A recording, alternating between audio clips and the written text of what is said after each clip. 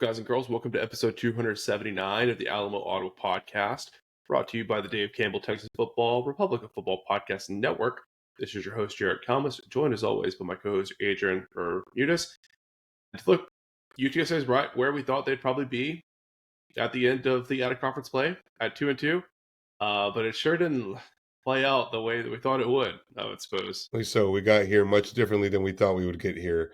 Yes, 2-2 though. That's a decent gauge of perspective, Jared. It does feel like we all had our expectations moderately set at 500 coming out of conference, and this is where we are. But whenever we actually assess, we go in detail on the field product.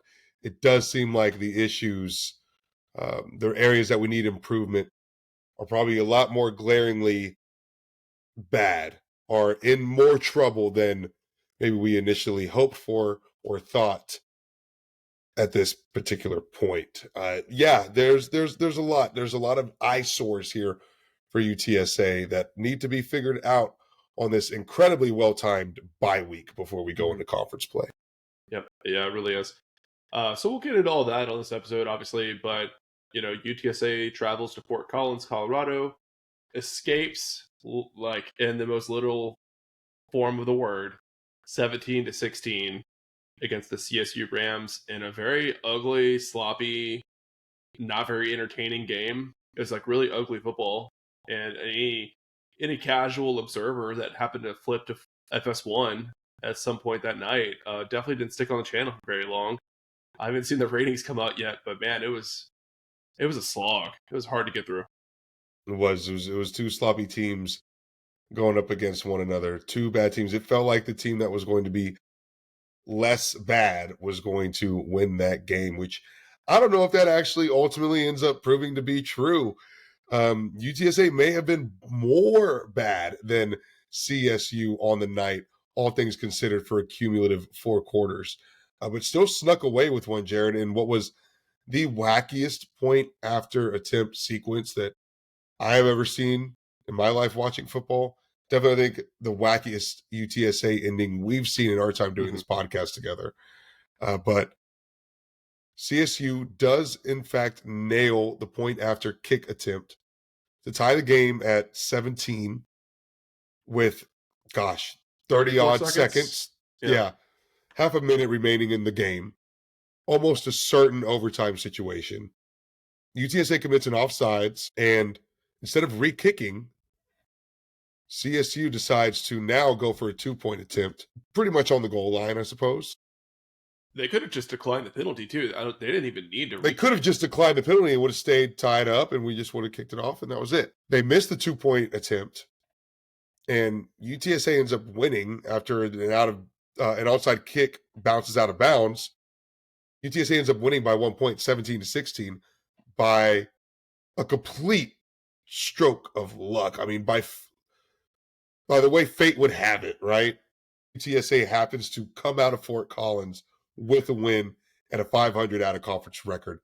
How is beyond me, but escape, yes, simply put, is the right word, Jared. Escape. Yeah, to lose turnover margin 2-0, I think it was in that game, and be on the road in elevation with a non-existent offense. Adrian and I discussed off air, we do feel like it was the worst offensive showing in the trailer era relative to competition level. They've scored less games against some Power 2 opponents, but really rough, ugly stuff. But you got to give a little bit of credit, to the defense. That last play of the game, Colorado State puts their gadget Wildcat quarterback, Taj Bullock, in.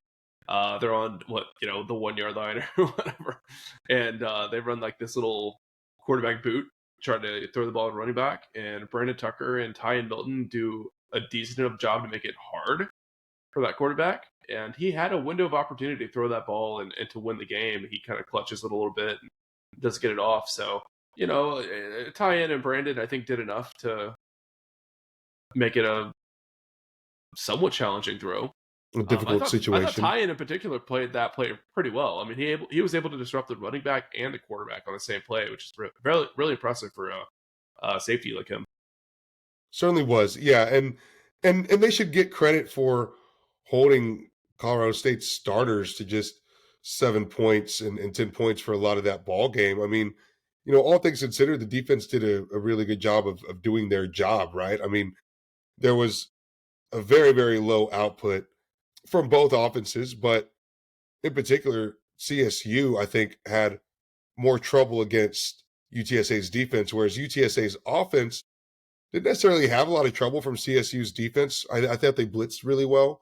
We'll get into that, but UTSA's offense made more of their own mistakes than they got beat by CSU's defense.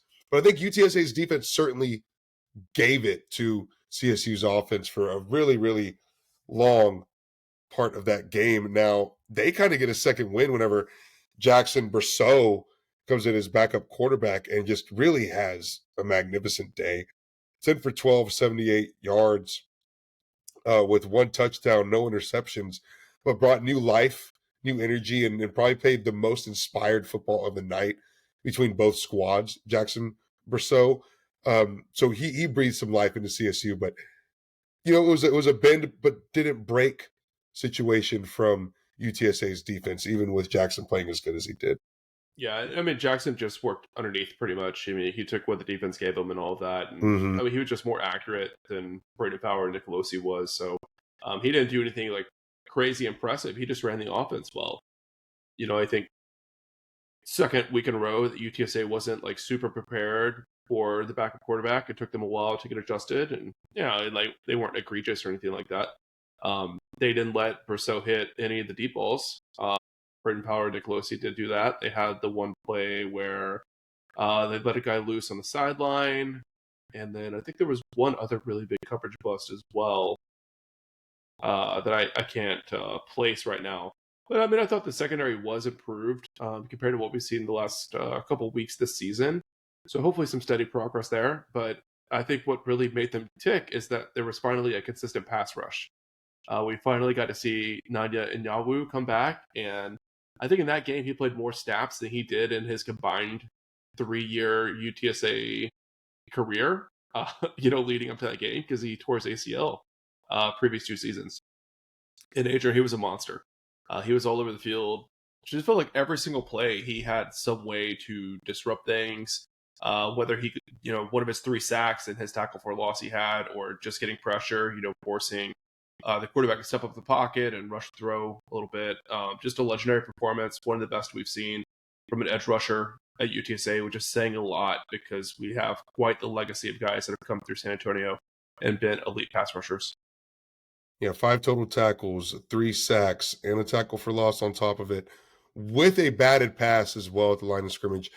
Nana Anyanwu was absolutely all over the place, and it's kind of stark how much of a difference it makes across the entire defense when you have one guy that is that menacing. But I think it really, really goes to show that is true because he's been missing, and we had him out there healthy, and it just made the whole dynamic of UTSA's defense a lot tougher, a lot stronger. And one guy defensively has the power to really sort of invoke that into the rest of the unit. It was extremely impressive to see from Anyanwu. And we had a little scare there. Turns out he was okay, was able to get off on his own 2 feet. So he does seem to be healthy for the most part as we go into the bye week and some time off. Yeah, that's what's scary. He may not even still be at 100%. I think they did bring him back. Right. Probably, I'm sure they wanted to wait until conference play to bring him back, and then once Cam Cooper went down, they had to speed things up. So, yeah, I wouldn't be surprised if he looks even better. Coming in at Temple. Obviously, the word is out on him. Defenses are going to start scheming around him because he's so overpowering. But even if they do, it just frees up other guys on the defense. Maybe Kenny Ozawalu sees less second teams. Johnny Bowen is able to go up and just manhandle some guys. So all things considered, it's very good for sure. Who else on the Yeah, defense? and on the pass rush side, I was going to say, it's really hard to tell from the TV broadcast if the secondary is letting guys loose, because if the quarterback doesn't throw the ball in that direction, the camera's not going to pan to show you what the coverage is like. So I was wondering, like, was the secondary really better about not having coverage bust? Or did the pass rush make it so that the quarterback couldn't throw the ball or identify the guys that were open? And that's something that I think only people that were in Fort Collins would be able to say. Interesting. Yeah, I mean, we did have or we gave a lot of fits to Braden Fowler and Nicolosi, who, he's had his struggles throughout the year, but really his worst performance, as bad as he's looked against UTSA, and granted, I mean, he got benched in the second half because of it. But I think a lot of that you have to give credit to the pass rush and getting out there and frustrating Braden a lot. But while we're on that point, who else in the defense were you particularly impressed by? Jimmy Wire had a really nice game, hit 11 tackles. Yes. I think he may have had a couple plays where he was a little lackadaisical in his coverage, but he was bringing the hit stick, man. He was booming guys. He had one really nice one along the sideline there. Really, really nice showing for him. I saw a lot of good things out of some of the money backers behind Owen Pee Wee. Marcellus Wilkerson had a good game, other than his special teams mistake where he had a block in the back. And then Bryson Graves was making plays. We Yes. saw Chris Bryson get out there for a couple snaps, and he looked good. He was around the ball a lot. So that's really good because I think that area was a depth concern heading into the year. We started to hear some good things about Wilkerson, but it looks like that unit's in pretty good shape for the future, which is nice. Mm-hmm. Yeah. Yeah. Yeah. The one thing, defense not being able to force any turnovers on the night was pretty disappointing.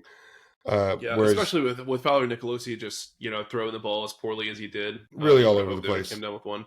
Yeah, really all over the place. Yeah, yeah. You want to see much. You want to see more of that. You want to see some turnovers be forced by our defense when the offense is that inept, when the offense is playing that poorly. Yeah, I think we had another pick six, like glance off of a cornerback's hands. I can't remember if that was Rogers or Meyer that was coming right to him, and they dropped it. I think Shad Banks had a chance at grabbing one as well. So, it is what it is, I guess. Another player I'll shout out, Davin Martin, I thought had a great game. You're really starting to see the staff show a lot of faith and trust in him. They're starting to run some coverages where Davin's in one-on-one press coverage on one side of the field, and man, everyone else is in zone. Like, that's a huge compliment to a defensive back that they're going to put you on an island like that, and they don't trust the rest of the defense to play man.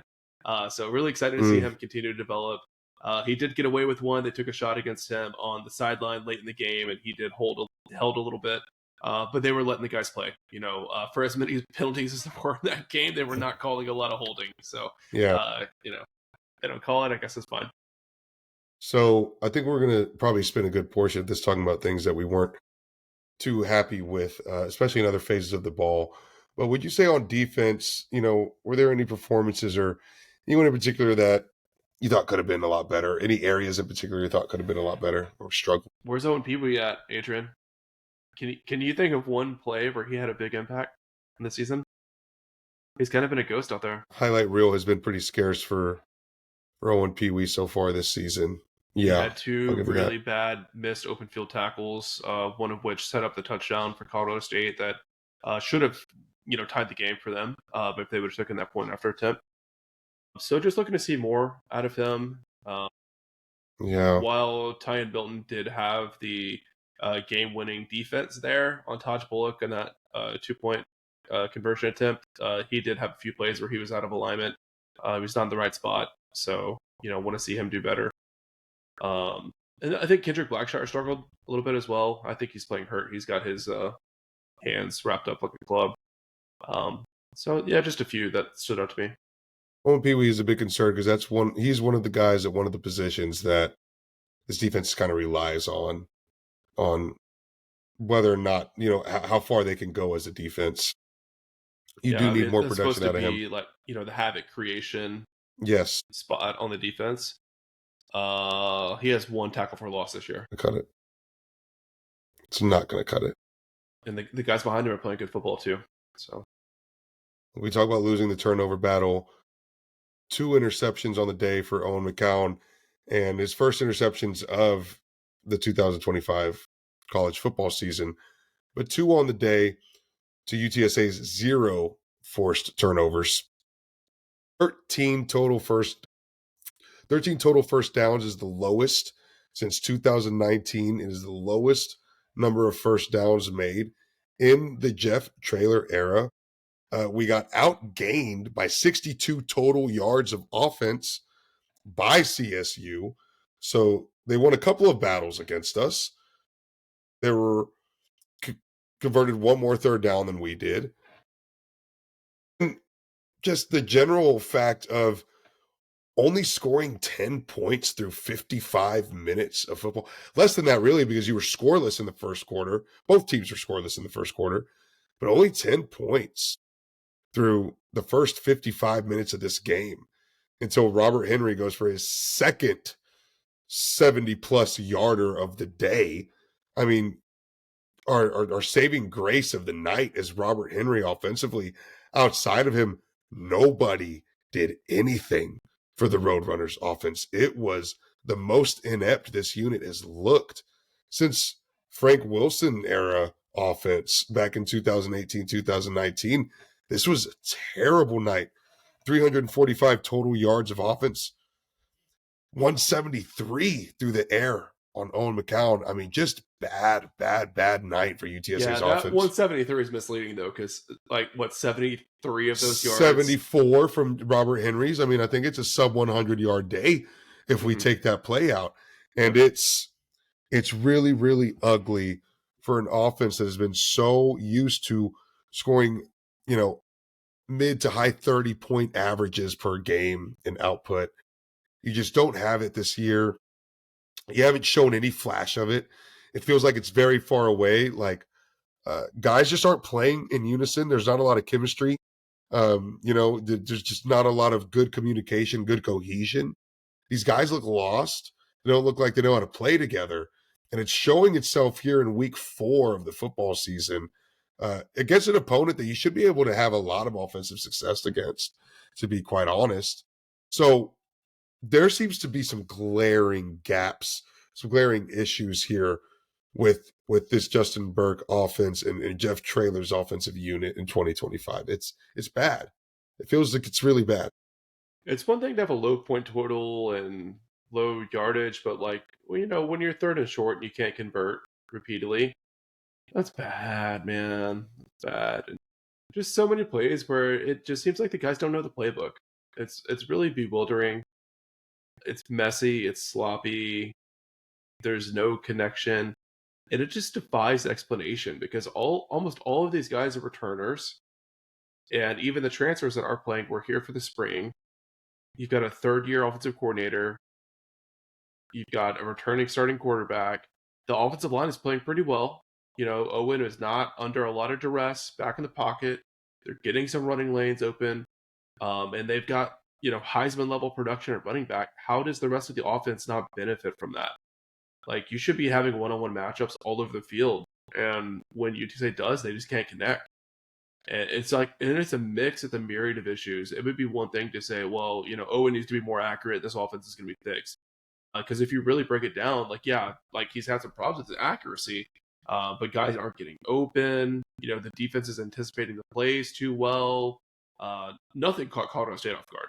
They 100% were fully prepared for everything the Roadrunners threw at them. Every single time David Amador went in motion, they were all over it, buddy. It was it's like when you're playing a video game with your nephew and they're looking at your screen while you're picking the play, it just felt like UTSA was playing with the hand tied behind their back because they just could not get the jump on the defense at all. So it's a total mess, man. I don't think there's any excusing where the offense is at right now. It's just a Mm-hmm. failure. Mm-hmm.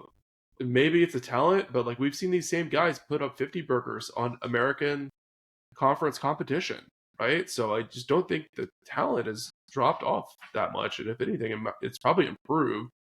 But the level of preparation and the level of execution is way down. Extremely. And it seems like it's not as easy as a couple of simple fixes away.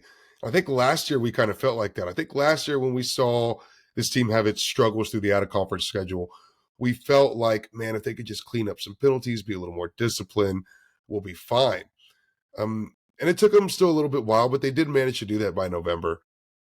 It doesn't seem like it's just a couple of issues, a couple of bullet points away with this offense. It seems like they are missing a chemistry together. Like they just, I don't know, don't have the reps, don't understand the playbook well enough, don't understand each other well enough. But it does feel like preparation. I mean, it feels like preparation. It's certainly execution. Owen, to have as poor of a night as he did, just feels extremely uncharacteristic. I mean, we see him had setbacks in game, and he's done a really good job being able to bounce back from those setbacks within the same four quarters, within the same ball game. He did that a lot last year, minus the game against Texas State, where he was just kind of out of it all night. The whole team was. He was really good at making adjustments to his playing style and sort of finding it, figuring it out in the middle of a game. Whereas this year, you could argue he's regressed week over week. Yeah. This 14 for 27, it's a 52% completion percentage. It's its lowest completion percentage since last year's Texas State game in San Marcos. Overthrows McEwen on a real deep ball downfield in the first quarter. There was about 2 minutes left in the first quarter. He overthrows that pass, and it kind of just felt like the writing was on the wall for the evening. You were like, oh no. Yeah, it's not there. Oh, it doesn't. Yeah, it's not there. 14 to 27, but how many of those 14 completions were like screen passes? Dink and dunks. And I don't know how many completions he had that were more than 15 yards downfield. He's complete, and I mentioned CSU was blitzing really well. Just very strategic, and they did it kind of sneaky sometimes. But they hit all the holes the right way, and there were times where Owen was pretty bombarded and clearly flustered, throwing 2 interceptions on the night. But his second interception, he had no pass rush pressure, backfield havoc whatsoever. But he was so spooked by earlier blitzing that just a faint sign of a CSU blitzer coming up that gap before he was in fact picked up by a UTSA offensive lineman caused Owen to chuck up a backyard football. I mean, jackpot style. It was maybe one of his worst plays I've ever seen. But he had no idea where the defense was, where he was, where his receivers were. I mean, just tightened up and chucked it, right? Horrible day for Owen, man, which we know he's a better quarterback than that. But gosh, he's been struggling to find his stuff this year, and I just can't wrap my mind around what that could possibly be. It's got to be mental. I mean, unless he has some injury that he's hiding or that maybe he doesn't even know about. You hear about sometimes quarterbacks having like these lingering shoulder problems that, they just play through it and they can still make throws, but obviously holds them back in some ways. For me, I mean, I think, it's one of those situations like a pitcher in baseball lost their fastball and they'll get it back, but like, they don't have the same control. It's like something small in the grip they got to change, right? It's something in their mechanics, their delivery. I feel like it's got to be something like that for Owen. I would love to see the biomechanics of his delivery for this year compared to last year and see if anything looks off or different. But I think for him on the bye week, he should just take some time off of football. I think he needs to go take a little 2-day, 3-day vacation, go chill on the beach, don't watch any games, and just a reset. Because, I mean, we know he's better than this. We've seen him do it. You can tell that he's getting frustrated with himself. There are some plays where they cut to him after an incompletion and, he's like shaking his head or he's like hitting his helmet, stuff like that. And I think too, I don't think he's trusting his reads anymore. There were a few plays in the second half where you see him check out of like, a clear pressure situation or check into the run or stuff like that. And there are a few times that he didn't do that. And it just had me wondering, like, is he second guessing himself? Is he doubting himself? Is that coming from the sideline, coming from the booth?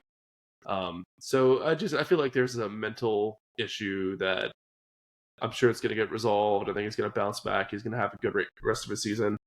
But he's got to play better, right? This was his lowest rated PFF performance while at UTSA. And if you think back to the Texas State game last year, PFF said he was worse in that game, which is pretty brutal.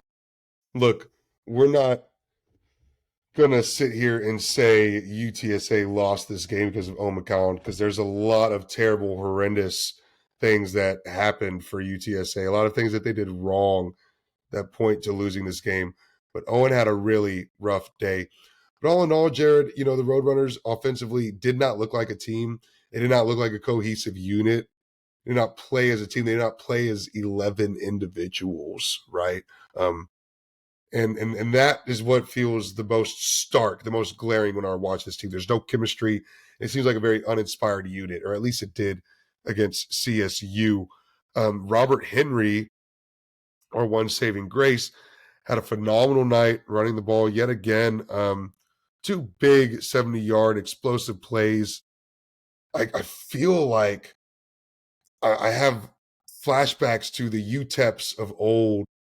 Robert Henry is our Aaron Jones. He's like the only good thing Yeah. or the only good thing happening for UTSA football, the only thing happening good for UTSA offense for certain so far in 2025. And damn it, he deserves to have the offense playing better around him. And he's given that to this offense. So golly, where's the rest of it at? Something's got And to give. it's amazing that he's able to be as successful as he is with the rest of the offense just completely driving the ball. I think like if you took away his like 75-yard touchdown run or whatever, he's still averaging like 6.8 yards per carry in that game, even without that play. Yes. It's unbelievable.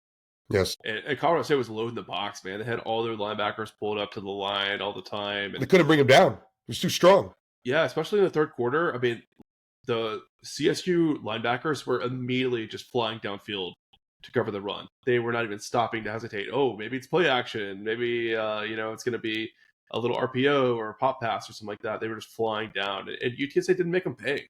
That was the really frustrating part for me. That should just be free money for an offense, and UTSA just couldn't attack it. They couldn't execute. Again, I mean, overall, it's a bad day for the offense, and you get beat by CSU's offense by 62 total yards. Hell, UTSA's offense only had the ball for 26 and a half minutes. Really, really low time of possession for a team that otherwise typically controls the clock of possession. And that's another reason why I'm not going to speak down on the defense for giving up some yardage once Brousseau came in, because they were gassed. They were on the field so much. High elevation, and UTSA was going 3 and out repeatedly in that second 13 half. total first downs. Yeah. They were always on the field. Jared, UTSA's offense had 34 total yards through the first 24 minutes of the second half. It's crazy, man. 24 minutes through the third and fourth quarter. 34 total yards. It was very, very bad. A very, very bad second half. Really, really tremendous. And then 9 penalties on the day for 80 yards. A lot of penalties, the fault of the sideline, the coaching staff.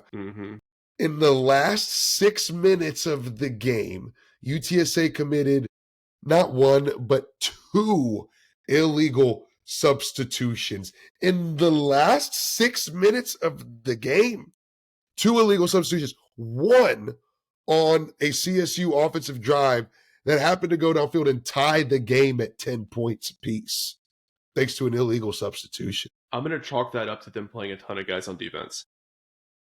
But a lot of defenses play a ton of guys, and they are prepared.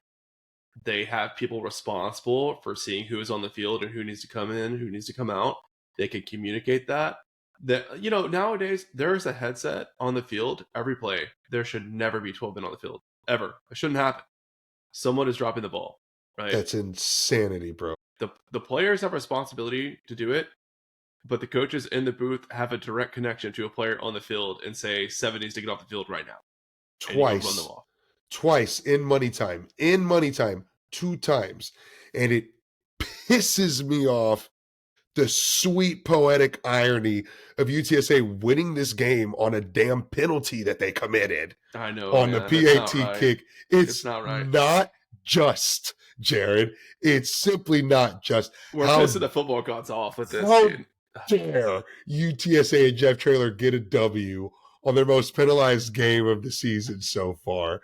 On a penalty mishap they get. I mean, it's ridiculous. It's ridiculous.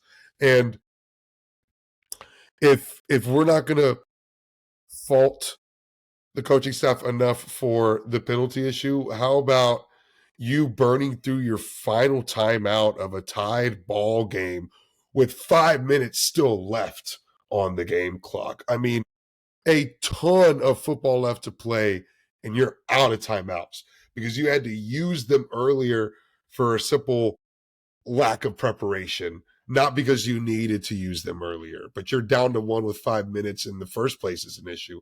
And now you had to burn it just because you Yeah, weren't prepared. I think they had one series where they used a timeout because they didn't like their play, and they came out and got a delay of game after timeout. Yes. Come on, man. That's Like, 100% on the sideline. That's 100% a staff issue. all of the players on the field have a ton of collegiate snaps, right? It's one thing if Brandon Tennyson is out there and he can't read the defense, he can't make the check, he can't make the call, whatever. Sure, growing pains. There's no excuse for this offense and for this offensive coordinator who's been with these guys for 3 years as a coordinator, but he's been in the program the whole time Traylor's been here. It's just really hard for me to rationalize. This part is inexcusable to me. Like, Jeff Traylor has to get something done.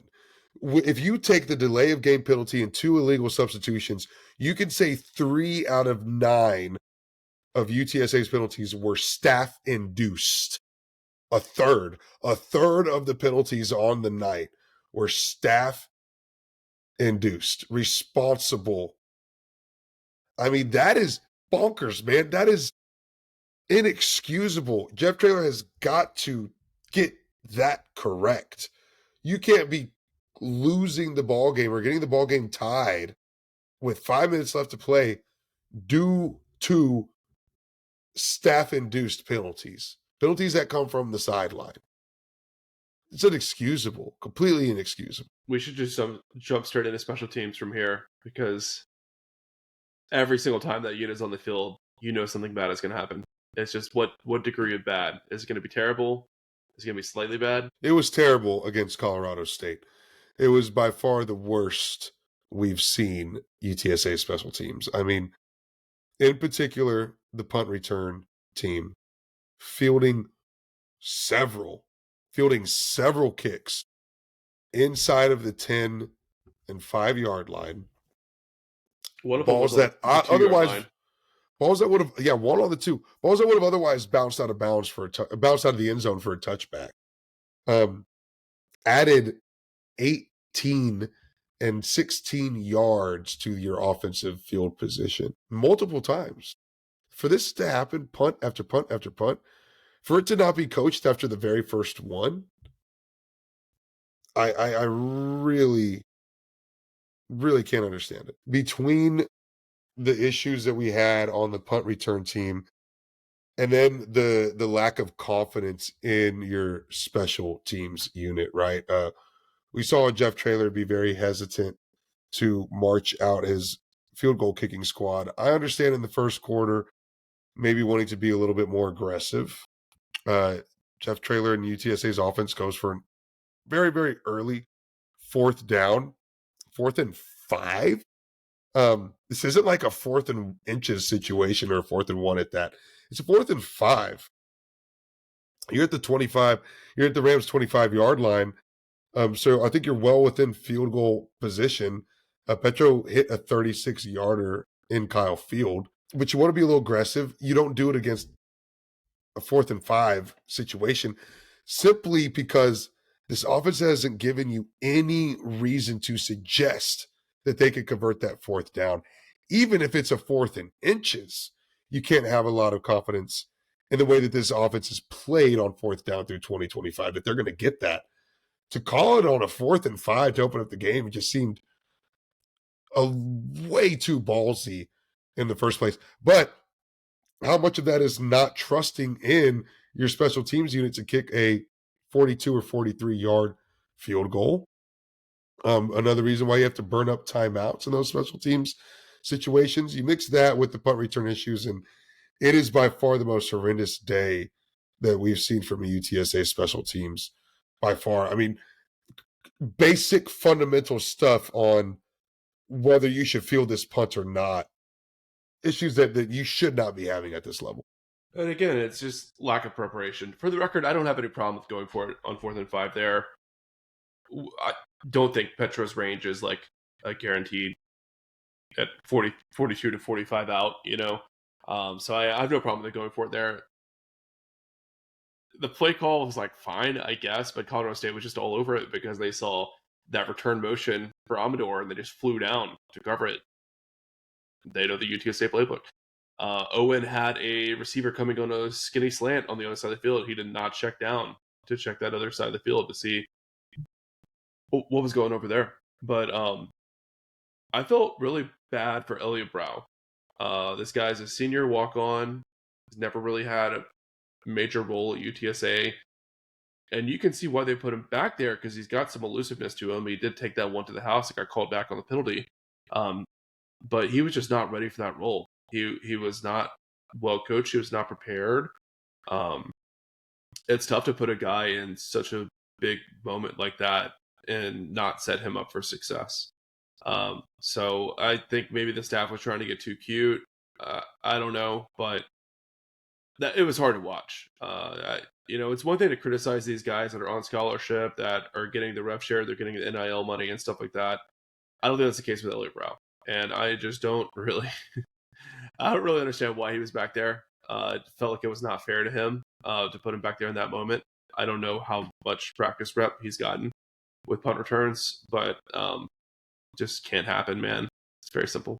When you've got stark issues like this on a special teams unit, on your offensive unit, and it keeps pointing back to this issue of preparation, execution, preparation, execution. Like at when is the breaking point? At what point does it give? This is a really peculiar situation for UTSA as we go into the bye week and we start to assess this. What seems to be like the worst performing unit that Jeff Traylor has had, but they're 2-2 and go into an American Conference with a lot of parity, albeit it looks very strong through the first 4 games of the year. UTSA can go off and rattle 6, 7, 8 wins and look back and say this was a pretty successful season. But that feels like UTSA staying stagnant. Is it savable? Is it salvageable? Is a 7-win season a positive at this point, considering the bar that was previously set by this coaching staff? I don't know. A lot of things have been recurring issues, even as we go back to 2024. I can't see UTSA reaching the top of the American Conference with this current staff. I think Jeff Traylor has to make changes at some point if we're going to go from being above average to being the top of the American and to winning these Power 5 games and to competing for conference championships like we were and playoff spots ultimately. This team of 2024 and 2025 so far doesn't seem like that's sort of the makeup that's going to get us there. So what is the ultimate reality for UTSA is like Jeff Traylor has to make some sideline changes at a certain point, or we're going to stay exactly here for a really long time. And I don't think this is where we need to be. And that's sort of what's really, really frustrating because 6 or 7 wins, and I don't think Traylor makes any changes to this staff. And I think UTSA is in for a very, very difficult year where if we don't sort of throttle ourselves into those changes, as difficult as they might be for Jeff Traylor to make, we might be stuck. We might be stuck where we are, sort of in that middle of the pack, above average, maybe at best. It's not a place for this program. Yeah, I mean, I'll say, there's a lot of talk about Jeff Traylor's loyalty and, all that. And I get that, it's all very true, but he's not an idiot, right? I mean, the recurring problems for this program are pretty self-evident. He's an offensive-minded coach. When he sees an offense that can't execute, guys that are not on the same page with their quarterback, when it looks like the defense knows what play you're going to run before you run it, it's pretty clear. I think Traylor is seeing, too, that he can trust himself to make outside hires. He's done a great job with Coach Scott at linebacker. Coach Robinson at running back obviously is crushing it. So, if the offense continues down this path, I'm sure they're going to get better. But how much better are they going to get? What kind of results is it going to drive for this UTSA team? Because the expectation going in all along was like the defense is going to struggle because they've got all the new guys. Offense brings everyone back. We're going to be dropping 40 bombs, 50 burgers, and they're going to carry this team. That's not been the case. It's a team that's regressed drastically on the offensive side of the ball, with no major, in my opinion, no major injuries to point to that justify the lack of cohesion, the uncertainty from that unit. It's a clear coaching problem to me, and I think if this continues, Traylon will address it personally, but we'll see, because a lot of people thought that last year.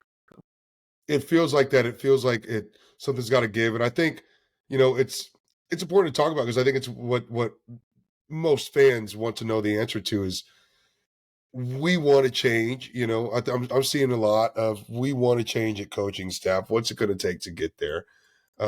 And I think it's important for people to realize that if we keep winning games, it might not come the way that you want it to, but these issues have been recurring. And this offense is inept right now. The special teams is very inept right now.